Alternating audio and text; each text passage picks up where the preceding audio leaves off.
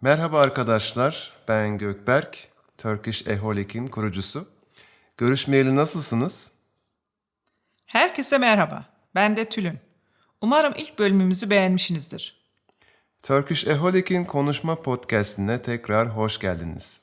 Podcast'imizin ikinci bölümünde, ilk bölümde yaptığımız günlük sohbet diyaloglarımızın devamını yapacağız.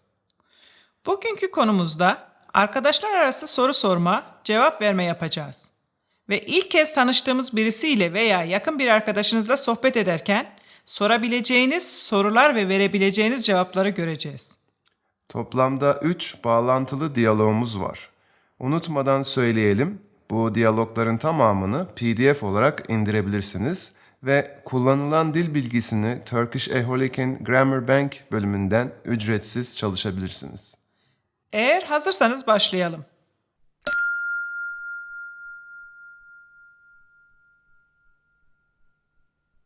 Örnek diyalog 1.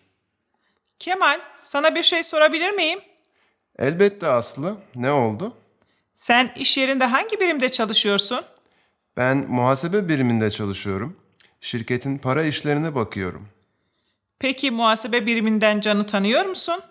Muhasebe biriminde çalışan Can Alkan'dan mı bahsediyorsun? Evet, Can Alkan. Ona Aslı seni soruyor diyebilir misin? Tamam, söylerim. Sen Can'ı nereden tanıyorsun? Senin arkadaşın mı? Evet, Can benim üniversiteden arkadaşım.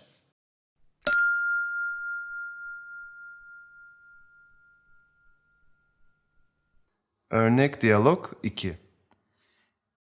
Can merhaba. Görüşmeyeli nasılsın? Beni hatırladın mı?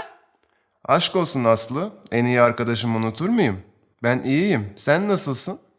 Seni gördüm çok daha iyi oldum. En son 5 yıl önce görüşmüştük değil mi?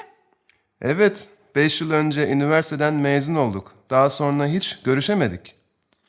Okul bittikten sonra ne yaptın peki? Niye hiç haber vermedin? Okul bittikten sonra dünyayı gezmeye karar verdim. 2 yıl boyunca dünyayı gezdim. Gerçekten mi? Ne kadar güzel. Keşke ben de senin gibi gezebilseydim.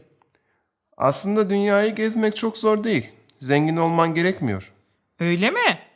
Bana nereleri gezdiğini anlatsana. Çok merak ettim.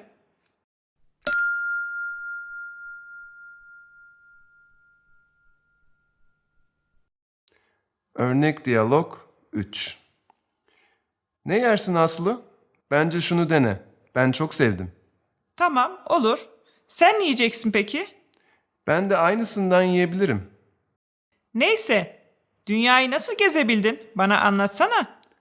Aslında sandığından çok daha kolay. Ben sadece 5.000 dolarla idare ettim. 5.000 dolar mı? Yeme, içme, otel ücreti nasıl ödedin peki? Otelde kalmadım ki. Orada yaşayan insanların evlerinde kaldım. Bedavaya kaldım. Bedava mı? Peki yemek? Ne yedin? Paran bitmedi mi? Oradaki insanların evlerinde yemek yedim ve her ülkede yarı zamanlı çalıştım. Gerçekten hayret verici bir şey. Kesinlikle ben de denemek istiyorum.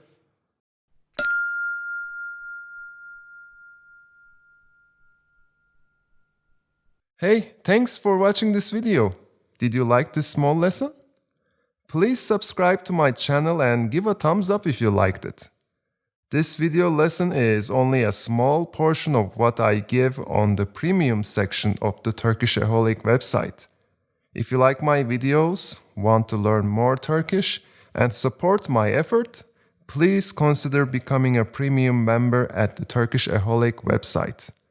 While you can register for free as a basic member and get access to my personal grammar notes, vocabulary bank for free vocabulary practice, and download PDF cheat sheets, that's only 30% of the website. If you become a premium member, you get access to my other premium video courses for learning Turkish. These won't be available as YouTube video lectures. You can also practice and improve your reading, writing, speaking, and listening for Turkish with special exercises and materials that I provided for you. By visiting the exercise bank, practice your Turkish grammar, and do personal assignments.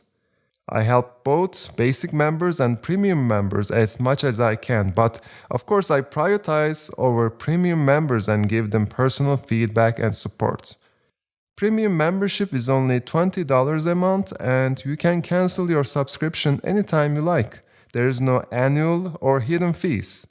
Please support my efforts by becoming a premium member at the Turkishaholic website.